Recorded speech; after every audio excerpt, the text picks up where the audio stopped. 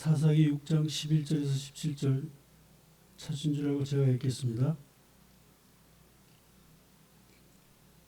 여호와의 사자가 아비에셀 사람 요아스에게 속한 오브라에 이르러 상수리 나무 아래에 앉으니라. 마침 요아스의 아들 기드온이 미디안 사람에게 알리지 아니하려 하여 밀을 포도주 틀에서 타작하더니 여호와의 사자가 기드온에게 나타나 이르되 큰 용사여 여호와께서 너와 함께 계시도다 하매 기드온이 그에게 대답하되 오 나의 주여 여호와께서 우리와 함께 계시면 어찌하여 이 모든 일이 우리에게 일어났나이까. 또 우리 조상들이 일찍이 우리에게 이르기를 여호와께서 우리를 애굽에서 올라오게 하실 것이 아니냐 한 그 모든 이적이 어디 있나이까. 이제 여호와께서 우리를 버리사 미디안의 손에 우리를 넘겨주셨나이다 하니 여호와께서 그를 향하여 이르시되 너는 가서 이 너의 힘으로 이스라엘을 미디안의 손에서 구원하라.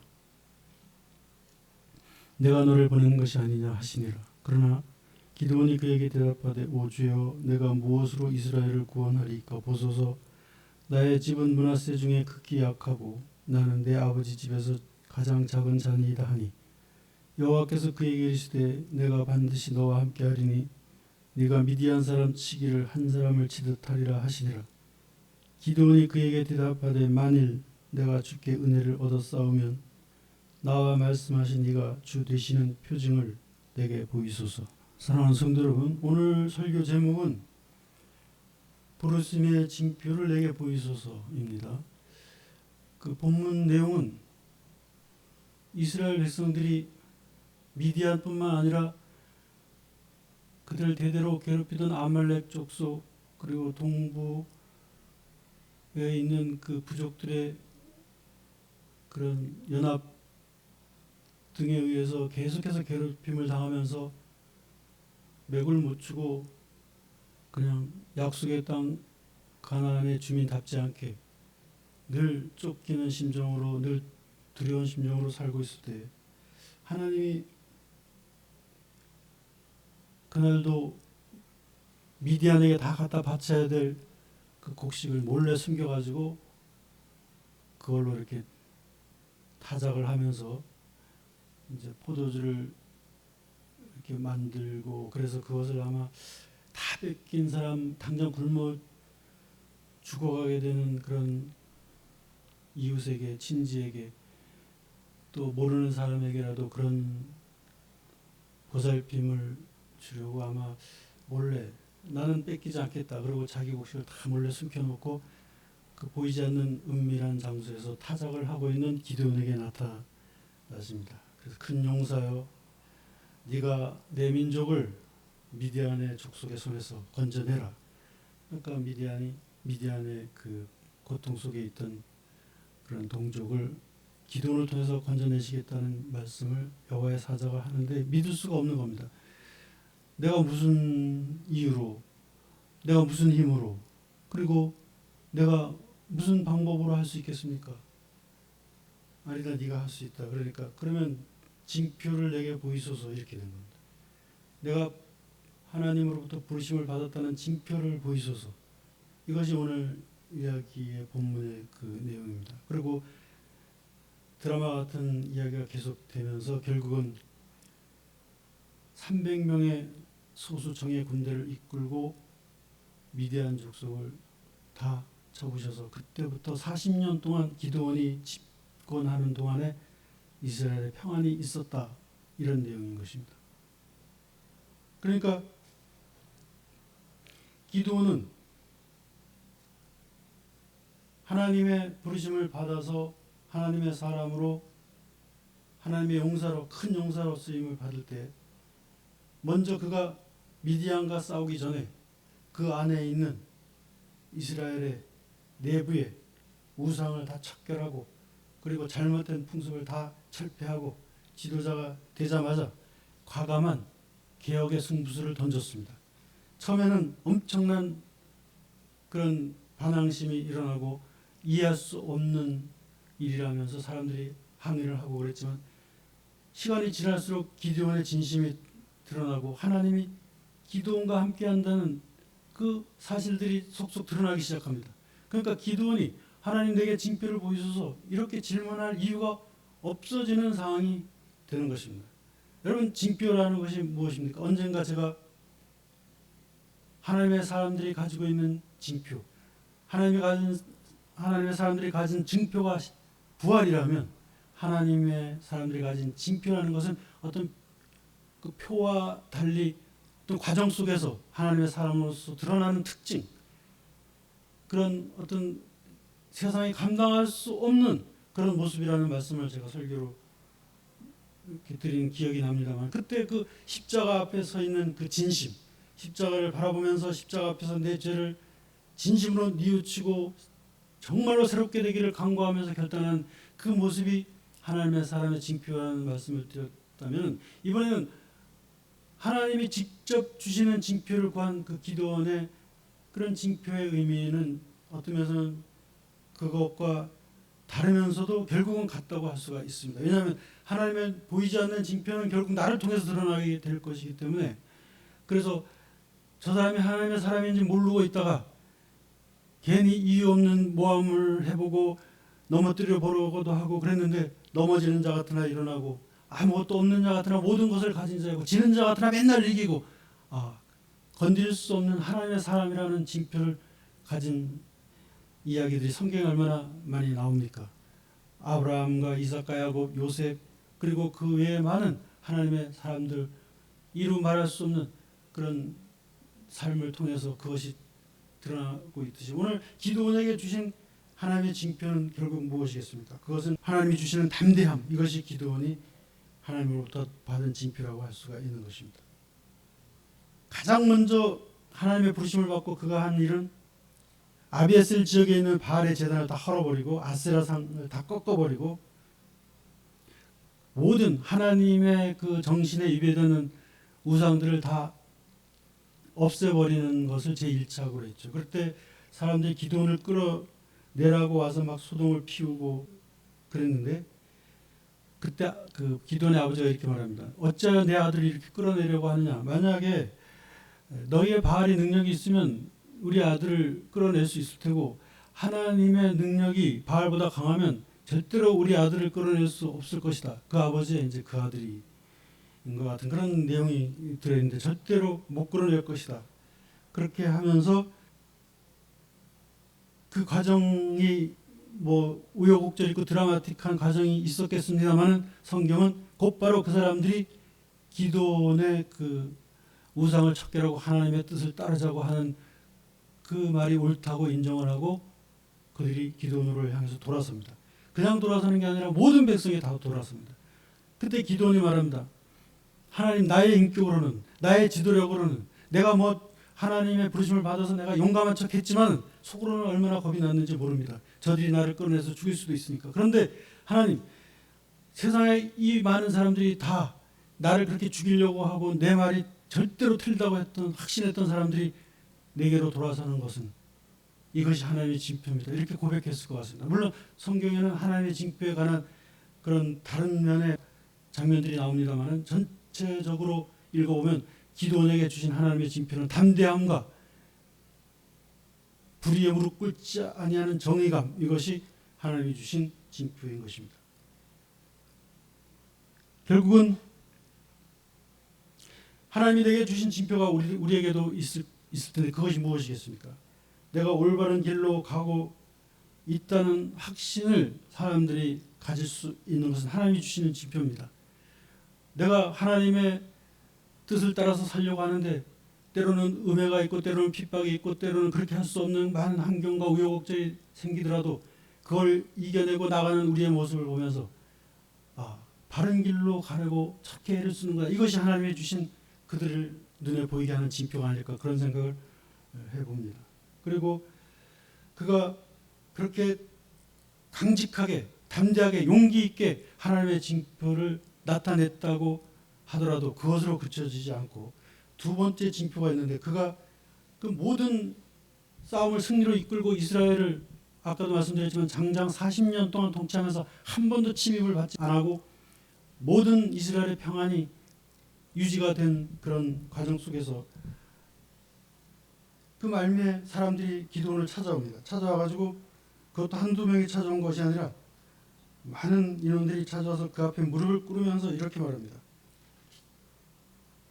뭐라고 하는지 제가 사사기 8장 22절부터 읽어보면, 그때 이스라엘 사람들이 기드온에게 이르되 당신이 우리를 미디안의 손에서 구원하셨으니 당신과 당신의 아들과 당신의 손자가 우리를 계속해서 다스리게 하소서 하는지라. 기드온이 그들에게 아뢰되 내가 너희를 다스리지 아니하겠고 나의 아들도 너희를 다스리지 아니할 것이요 오직 여호와께서 너희를 다스리시리라. 이렇게 말합니다. 그는 겸손한 자였던 것입니다.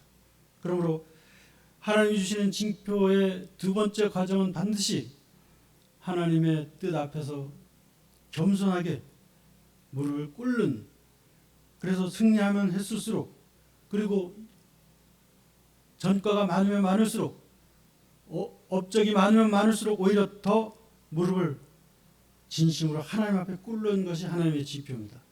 여기서 실패하면 하나님이 주시는 그 지도력이라든가 하나님이 주시는 그런 모든 선한 징표가 다 허무하게 사라지게 되는 것입니다. 무릎 꿇지 않으면. 하나님 나 무릎 꿇었는데요. 하나님 뜻을 알기 위해서 하나님 나를 왜 부르셨습니까? 물으면서 내가 무릎을 꿇지 않았습니까? 아닙니다.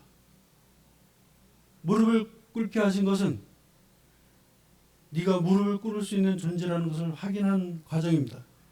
그러므로 계속해서 무릎 꿇지 않으면 첫 번째 무릎 꿇은 것은 무효가 되는 것입니다. 하나님 앞에서 한번 회개했으면 절대로 회개 안 해도 된다고 하는 교단도 있는 것을 알고 있습니다만 아닙니다. 하나님이 우리를 회개시킨 것은 네가 이제 회개할 수 있는 존재라는 것을 확인시켜 주신 것이고, 하나님 제가 이제 하나님 앞에 회개할 수 있는 자가 된 거 받아주시죠. 하나님, 그러므로 하나님 저를 대할 때 저를 강팍한 자로 보지 마시고 하나님 앞에 계속 무릎을 꿇을 테니까 제가 무릎을 꿇을 때마다 제 진심을 받으시고 하나님 그 무릎 꿇고 드리는 기도를 하나님이 응답해 주셔서, 이런 의미의 회개지, 한번 회개했으면 뭐 그만이지, 이거는 하나님의 징표를 무효화시키는 것입니다. 그러므로 기드온이 훌륭했던 것은 그 모든 업적을 다 이루고 나서 무릎을 꿇었다는 것입니다. 그리고 다시 징표를 구했다는 것입니다. 하나님, 저에게 승리를 하게 하신 의미가 무엇입니까? 그걸 물었습니다. 그런데 성경에 나오는 사울 같은 경우는 어땠습니까? 선지자 사무엘이 늦게 온다고 나도 기름 부은 왕이다 그러면서 사무엘 대신 제사를 집례하고 아말렉과의 싸움에서 전리품을 챙기지 말고 오직 하나님의 영광만 드러내라고 한 그 모든 말씀을 다 사그리 무시하고 살찐 짐승들과 모든 좋은 것을 전리품으로 취하면서 아말렉의 아가 왕도 살려서 돌려보냈는데, 그 과정은 내가 이렇게 너그러운 왕이다, 하나님이 살려두지 말라고 했는데도 나는 살려둔다, 이런 정도의 차원으로 그 사울의 그런 그 하나님을 향한 태도가 잘못되어 있었는데, 그래서 사무엘이 하나님이 전리품을 취하지 말라고 했는데 저 살찐 소들의 울음소리와 그 짐승들의 그런 그 발굽소리는 무엇입니까? 그러니까 그거는 내가 하나님께 제사 드리기 위해서 좋은 것들만 따로 골라서 그냥 빼놨을 뿐이다. 그랬더니 사무엘 선지자가 사울에게 한 말이 무엇입니까? 순중이 제사보다 낫고 듣는 것이 수양의 기름보다 나으니이다, 이렇게 말했잖아요.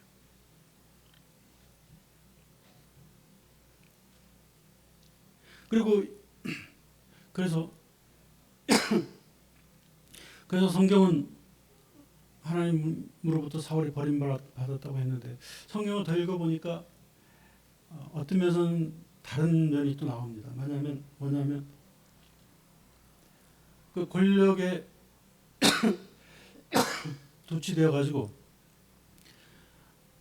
심지어는 자기 사위까지 삼았던 다윗을, 백성들이 다윗을 좋아한다는 이유로 죽이려고 그렇게 시도를 하는 것을 몇 번 그 위험을 넘기고 다윗이 도망을 치다가 그 다윗과 일행이 먹을 것이 없고 목이 마르고 너무나 피곤해서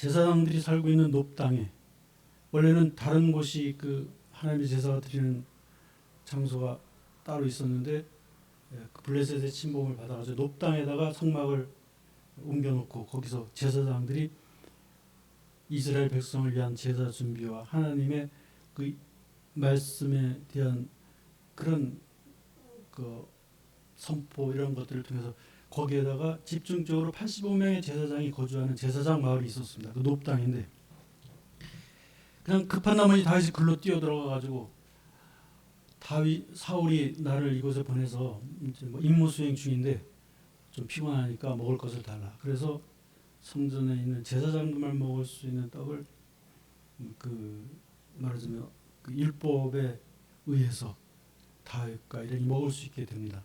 그런데 나중에 보니까 놋 제사장들은 몰랐지만 나중에 보니까 사울이 다윗을 보낸 것이 아니라 사울을 피해서 다윗이 도망한 그들의 입장에서 사울의 입장에서 말하면 역적이거든요. 그러니까 우리는 율법에 의해서 그렇게 마땅히 다윗에게 대접한 것이다. 그러니까 딱 율법 조문을 들이대면서 그것이 만약에 내가 진짜 보낸 자면 그 율법이 맞지만 내가 보낸 것이 아니면 니들이 잘못한 거다. 요 뭐 작은 꼬투리 하나 딱 잡아가지고 다 죽이라 그럽니다. 근데 아무도 죽일 엄두가 안 나고 어떻게 제사장을 죽입니까? 다 그러고 있는데 사울의 신복인 오른팔과도 같은 도액이라고 하는 자가 나서가지고 85명의 제사장만 죽인 것이 아니라 제사장의 자녀들 가축들까지 다 죽여서 놋 땅이 전멸당하는 그런 일이 사울을 통해서 일어나니까 제가 볼 때는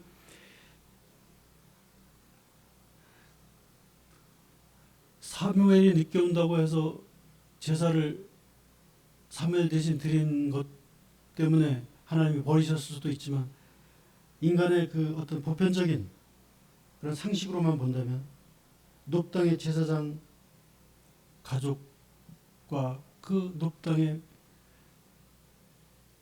죽은 그런 죽임의 사건이 뭐 왜 버림받았느냐 사울이 뭐 제사장이 늦게 왔다고 뭐 그런 거 떠나서 그냥 평범하고 보편적인 인간의 상식으로 볼 때 내가 하나님이라도 버리겠다 이런 생각이 들 만큼 사울의 잔인함이 있었던 것입니다. 그래서 기드온 얘기를 하다가 이제 사울 얘기가 나와서 좀 옆으로 빠졌습니다만 기드온은 어떻게 보면 심성이 고운 사람이었다고도 볼 수 있지만 또 어떻게 보면 뭐 사울과도 같은 그런 기질도 없다고 누가 볼 수 있겠습니까? 인간이 권력에 취하면 다 하는 짓이 비슷할 수도 있죠. 그런데 절대로 기드온은 무릎을 꿇었습니다. 계속해서 무릎을 꿇었습니다. 물론 당신의 아들과 당신의 손자에게 이 나라를 다스리게 하소서 하는 것까지도 거절하면서 하나님이 다스릴 것이다까지는 좋았는데 물론 그 뒤에는 이제 아내를 많이 두고 자식을 70명이나 두고 아마 제가 볼 때는 나 은퇴했다. 이제 나 물러섰다. 난 내 마음대로 할 거야.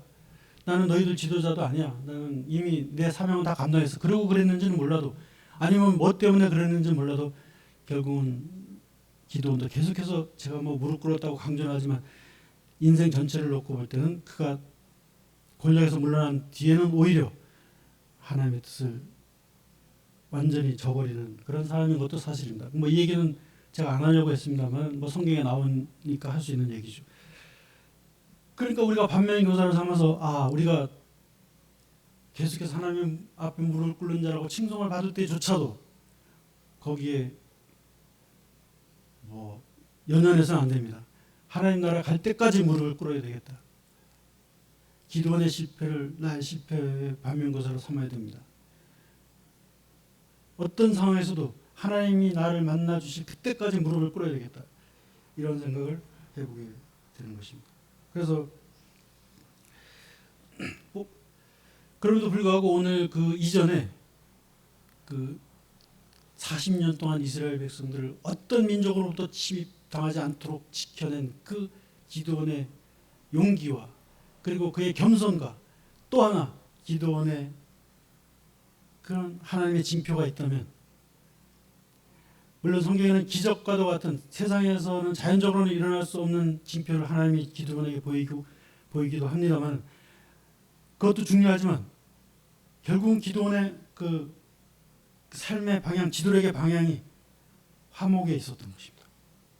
그것이 외부로부터 적이 침범하지 않더라도 그 안에서 문제가 생길 수 있는 여지를 기드온이 그것을 잘 해결하고 잘 다스렸다는 것입니다.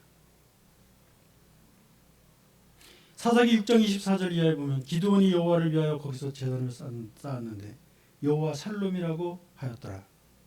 그것이 오늘까지 아비에셀 사람에게 속한 오브라에 있더라.